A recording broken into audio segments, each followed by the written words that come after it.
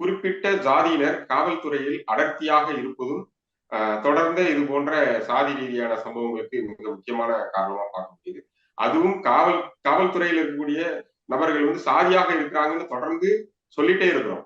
ஆனா அதை சீர்திருத்தம் செய்வதற்கான எந்த முயற்சியும் இந்த அரசு மேற்கொள்ளவே இல்லை.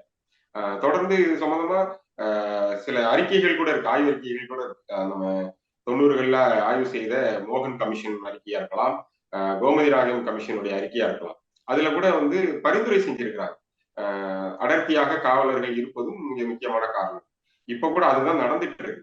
ஆனா இதை மாற்றி அமைக்கிறதுக்கு அரசு முயற்சி செய்யணும். ஆனா அந்த அரசு வந்து தொடர்ந்து நடக்கிறத முயற்சி செய்யாம சட்டம் ஒழுங்கு பிரச்சனையை சரி செய்வதற்கு இது ஒரு காரணம் அப்படிங்கிறத கூட பார்க்காம இருக்கிறது மிகவும் வருந்தத்தக்க ஒரு விஷயமாக பார்க்க முடியுது.